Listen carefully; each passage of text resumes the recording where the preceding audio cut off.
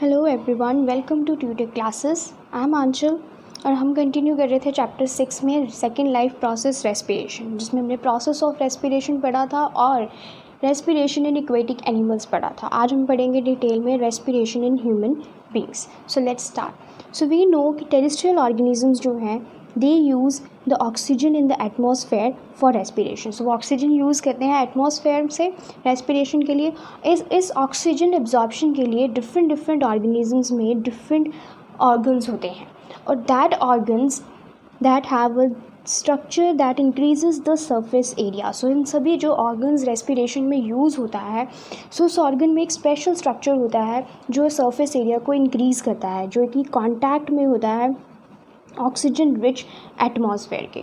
और ये surface area जो है वो प्रोवाइड करता है, वो हेल्प करता है मोर एक्सचेंज ऑफ ऑक्सीजन और कार्बन डाइऑक्साइड में। So exchange of oxygen and carbon dioxide में वो कहाँ से होती है? That takes place across this surface because this surface is very fine and delicate. So इस सरफेस को बोलते हैं रेस्पिरेटरी सरफेस। ये रेस्पिरेटरी सरफेस जो है बहुत ही परमिएबल होती है सो दैट कि फाइन एक्सचेंज ऑफ गैसेस हो सके, और थिन होती है। सरफेस एरिया जो है that should be large surface area होता है and inside a well protection. So ये जो सरफेस हो रहा है डेलिकेट है, सो एक वेल प्रोटेक्शन के अंदर होता है। सो इसको प्रोटेक्ट करके रखा जाता है बॉडी में। दैट मीन्स कि वो इस तरह से प्लेस्ड होता है विद इन द बॉडी कि वहाँ पे एयर के लिए फाइन पैसेजेस जो है वो प्रोवाइड हो। So in addition there is also mechanism or moving air in and out of the area where the oxygen is absorbed. So different organisms में different organs होते हैं ऐसे पैसेजेस के लिए और ऑक्सीजन एब्जॉर्प्शन के लिए। So respiratory surface like amoeba and paramecium, hydra, ऐसे ऑर्गेनिजम्स में कैसे होते हैं? इनमें कुछ भी रेस्पिरेटरी स्पेसिफिक ऑर्गन नहीं होता। सो रेस्पिरेशन जो है इन ऑर्गेनिजम्स में कैसे होती है? Through the body surface.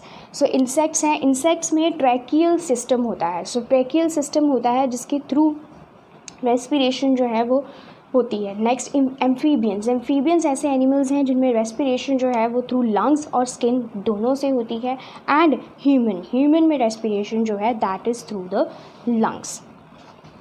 So first आज हम डिटेल में पढ़ेंगे ह्यूमन रेस्पिरेटरी सिस्टम को, how respiration take place in humans. So first हम देख लेते हैं रेस्पिरेटरी सिस्टम। सो ह्यूमन जो रेस्पिरेटरी सिस्टम है वो इस तरह का होता है, जिसमें फर्स्ट जो ऑर्गन है दैट इज़ नेज़ल कैविटी और नेज़ल पैसेज, जिसको हम बोलते हैं nasal passage that is nose, जहाँ से एयर जो है वो अंदर जाती है। और यहाँ पर ये जो है वो है नेज़ल कैविटी। क्या ये कैविटी है सेम एज इट इज़, जैसे माउथ में बक्कल कैविटी थी वैसे ही same as it is nose में नेज़ल कैविटी होती है। नेक्स्ट ऑर्गन जो है that is pharynx. So pharynx जो है वो नेक्स्ट ऑर्गन है। जब एयर यहाँ से पास होकर कहाँ आती है? फेरिंग्स में। फेरिंग्स जो है वो एक तरह की कॉमन एंट्री है फॉर बोथ फूड और विंड पाइप के लिए। फूड और विंड पाइप की कॉमन एंट्री जो है that is pharynx. After that जो ऑर्गन है that is trachea. So trachea is wind pipe है जिसमें रिंग्स ऑफ कार्टिलेज जो है ये आपको देखने को मिलेंगे। और ये रिंग्स ऑफ कार्टिलेज हैं, दैट मीन्स कार्टिलेज से बना है ये स्ट्रक्चर, और ये ज़्यादा सरफेस एरिया प्रोवाइड करता है एयर को पास आउट होने के लिए। नेक्स्ट जो ऑर्गन है that is lungs. So lungs जो है that is the main respiratory organ, जिसमें से रेस्पिरेशन जो है होती है। सो लंग्स जो है वो दो लंग्स होती हैं either side of the body. So right lung and left lung. So right lung and left lung जो है वो डिवाइडेड होती है। जो राइट लंग है that is divided into 3 lobes and the left lung is divided into 2 lobes. This is the superior lobe, this is the inferior lobe, and this is superior, inferior and middle lobe. So this is how the two lungs are divided into different lobes. So right lung जो है वो divided होती है 3 lobes में, left lung जो है that is divided into the 2 lobes. Now next part is bronchi. Bronchi is जो trachea है वो जब lungs में जाता है so divided into 2. So this is known as bronchi. So one को बोलेंगे हम ब्रोंकस, ये 2 में डिवाइड हो जाता है bronchi. So for next part is bronchioles. So bronchioles is further branching of bronchi. So bronchi जो है वो फर्दर जो लंग्स में है आगे फर्दर डिवाइड हो जाता है। दैट मीन्स राइट लंग में ये डिवाइड हो जाता है इनटू 3 पार्ट्स, जो सुपीरियर में, इंफीरियर में और मिडल में। और लेफ्ट लंग में ये ब्रोंक्यूल्स जो है, ब्रोंकाई जो है वो 2 ब्रोंक्यूल्स में डिवाइड हो जाता है, सुपीरियर और inferior. And the next organ is alveolar sac. So alveolar sac का जो मैग्नीफाइड स्ट्रक्चर है वो इस तरह से है। सो एल्वियोलर सैक जो है वो इस तरह से स्ट्रक्चर होता है जिसमें एल्वियोलाई प्रेजेंट होते हैं। दैट मीन्स इनकी वॉल्स जो हैं, एंड जो है टर्मिनल से ये थोड़ा स्वेलो होता है और यहाँ पे exchange of gases take place. Next part is diaphragm. Diaphragm जो है that is like a separation, जो सेपरेट करता है दिस थोरेसिक कैविटी को एब्डोमिनल कैविटी से। सो ये जो लंग्स हैं, इतना जो रीजन होता है बॉडी का, that is known as thoracic cavity. So diaphragm जो है वो सेपरेट करके रखता है थोरेसिक कैविटी को एब्डोमिनल कैविटी से। सो ये था ह्यूमन रेस्पिरेटरी सिस्टम का एक स्ट्रक्चर। अब हम इसको डिटेल में पढ़ेंगे। सो ह्यूमन बींग्स में एयर जो है that is taken into the body through nostrils. So nostrils जो है उनमें नोज़ में दो, नोज़ जो है that is divided into 2 parts, जिसमें से एयर पास होती है, and that 2 holes is known as what, that is known as nostrils. So nostrils में से एयर जो है वो पास होती है। सो नॉस्ट्रिल में जो एयर है that is filtered by fine hair that lines the passage. So nostrils में जो एयर पास होती है वो आगे फर्दर फिल्टर्ड होती है थ्रू द फाइन हेयर और ये पूरे पैसेज में, और ये जो पूरा पैसेज होता है that is lined with mucus, mucus के साथ लाइंड होता है। That means it is lined with ciliated epithelium. So ciliated epithelium जो है उसमें फाइन हेयर्स होते हैं, सीलिया जिसको आप बोलते हो। सो ये जो फाइन हेयर्स हैं वो क्या करते हैं, वो फिल्टर करते हैं इसको, एयर को, और म्यूकस जो है वो आगे फर्दर इस पूरे लाइंड होता है। Now from here air is passes through the throat and into the lungs. So यहाँ से जो एयर है वो पूरी पास करती है थ्रोट में। नाउ वन मोर थिंग कि नोस्ट्रल्स में जो नोज़ है that is divided into the 2 nostrils, left and right, और सेंटर में जिसकी वजह से नोज़ डिवाइडेड होता है that is known as central septum. So central septum जो है वो नोज़ को 2 नोस्ट्रल्स में डिवाइड कर देता है, लेफ्ट एंड राइट में। और नेज़ल कैविटी जो होती है that is such warmed and moistened air. Nasal cavity क्या करती है, वो वार्म और मॉइस्ट कर देती है एयर को। सो जहाँ से नेज़ल कैविटी से एयर पास होती है कहाँ, थ्रोट में, थ्रोट से कहाँ पास होती है, लंग्स में, और रिंग्स ऑफ कार्टिलेज होती हैं बीच में जो थ्रोट में प्रेजेंट है, और these ensure that air does not collapse. So air passage जो है वो क्लैप्स ना हो, दैट्स वाई जो एयर रिंग्स ऑफ कार्टिलेज जो है वो प्रेजेंट होती हैं। दैट मीन्स जो ट्रेकिया जो है that is made of cartilage because so that the air passage does not collapse. Now what happens within the lungs. So जब लंग्स में एयर पास आउट होती है from the trachea, so lungs क्या है, spongy हैं, elastic है, और ये रिब केज में प्रोटेक्टेड होती हैं। So it divides into small and smaller tubes. So smaller and smaller tubes में फर्दर ब्रांचिंग होती जाती है और फाइनली ये टर्मिनेट कर जाती हैं into a balloon like structure which are called alveoli. तो जिसको आप एल्वियोलाई बोलते हो। ये एल्वियोलाई जो है वो क्या करता है, that provide the surface where the exchange of gases takes place. So respiratory surface क्या हो गया, दिस एल्वियोलाई। सो जहाँ पे एक्सचेंज ऑफ गैसेज जो है होता है। सो वॉल्स जो होती हैं इस एल्वियोलाई के, उसमें एक एक्सटेंसिव नेटवर्क होता है ब्लड वेसल्स का। सो यहाँ से जो ब्लड वेसल्स हैं वो क्या लेती हैं, ऑक्सीजन, और क्या रिलीज़ कर देती हैं, कार्बन डाइऑक्साइड।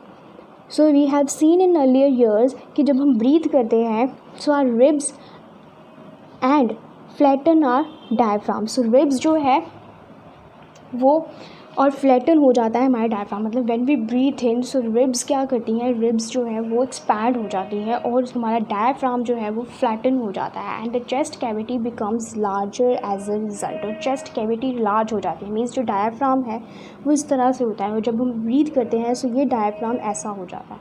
जब वो ऐसा होगा सो ये पूरा जो सरफेस है मिल जाता है और यहाँ पे एल्वियोलाई जो है वो स्वॉलन अप करते हैं और लार्ज सरफेस एरिया प्रोवाइड करते हैं for exchange of gases. So because of this the air is sucked into the lungs. So जब इसकी वजह से एक्सपेंशन ऑफ लंग्स और डायफ्राम के फ्लैटन की वजह से ज़्यादा एयर जो है वो लंग्स में सक्ड होती है और फिल्स द एक्सपैंडेड एल्वियोलाई, जो एल्वियोलाई एक्सपैंड होते हैं उनको फिल करती है। And blood brings carbon dioxide from the rest of the body for the release into the alveoli. और एल्वियोलाई के पास जितनी भी ब्लड वेसल्स होती हैं वहाँ पे क्या प्रेजेंट होती है, कार्बन डाइऑक्साइड। सो वो कार्बन डाइऑक्साइड वो कहाँ रिलीज़ कर देते हैं, एल्वियोलाई में, और वहाँ से क्या ले लेते हैं, ऑक्सीजन।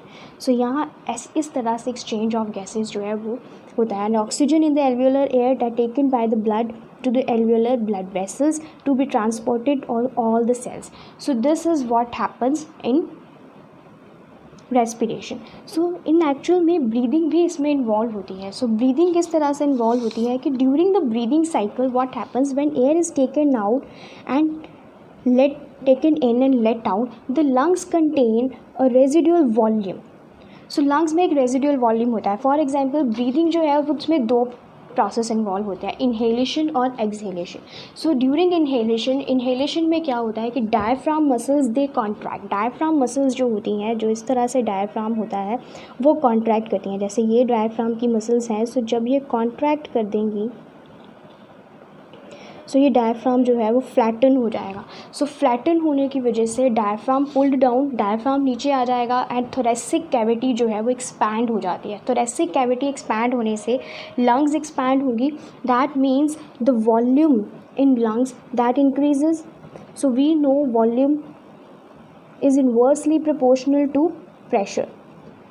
सो means volume increases. So air pressure जो है इनसाइड दैट इज़ डिक्रीजेज. और एयर प्रेशर डिक्रीज़ होने की वजह से एयर जो है वो लंग्स के अंदर क्या हो जाती है, फिल हो जाती है ड्यूरिंग इन्हेलेशन, और ज़्यादा से ज़्यादा एक्सचेंज ऑफ गैसेज होता है. Then what happens in exhalation. In exhalation the diaphragm muscles expand. So diaphragm muscles जो कि कॉन्ट्रैक्ट हुई थी वो क्या हो जाएंगी, एक्सपैंड. मीन्स दे ऐसे. सो जब वो एक्सपैंड होगी the diaphragm pulled up. So diaphragm up pulled होगा.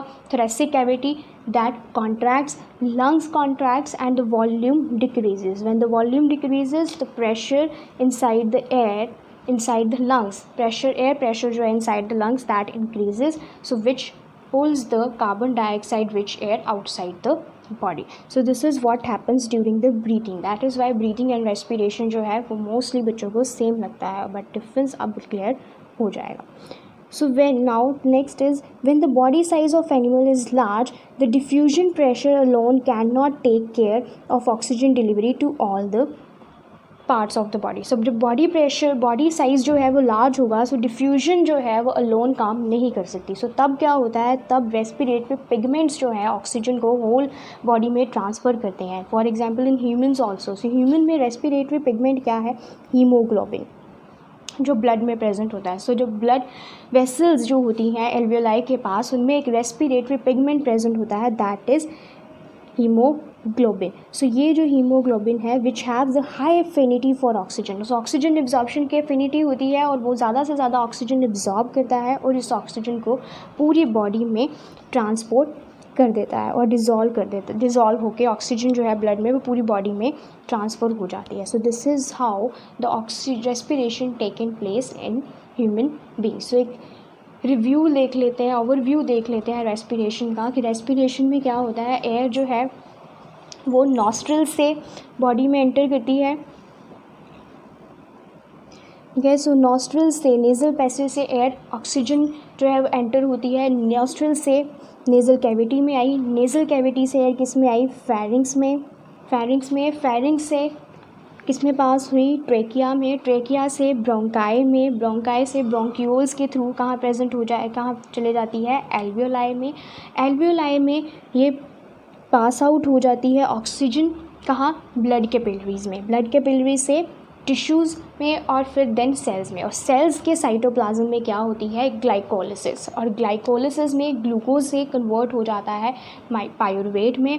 और साइटोप्लाज्म से जो ऑक्सीजन माइटोकॉन्ड्रिया में एंटर करती है वहाँ पे एरोबिक रेस्पिरेशन होती है. दैट मीन्स एनर्जी रिलीज़ होती है. और इस पूरे एनर्जी रिलीज़ में जितनी भी कार्बन डाइऑक्साइड जो बनती है बाय प्रोडक्ट में, वो कार्बन डाइऑक्साइड अगेन कहाँ चले जाती है, सेल्स में. और these carbon dioxide rich cells pass these carbon dioxide to tissues then diffuse हो जाती है from tissues to blood, blood to capillaries, alveoli, bronchioles, bronchi, trachea, nostrils, and then to outside. So this is how the whole process of respiration taken place in human body. Thank you.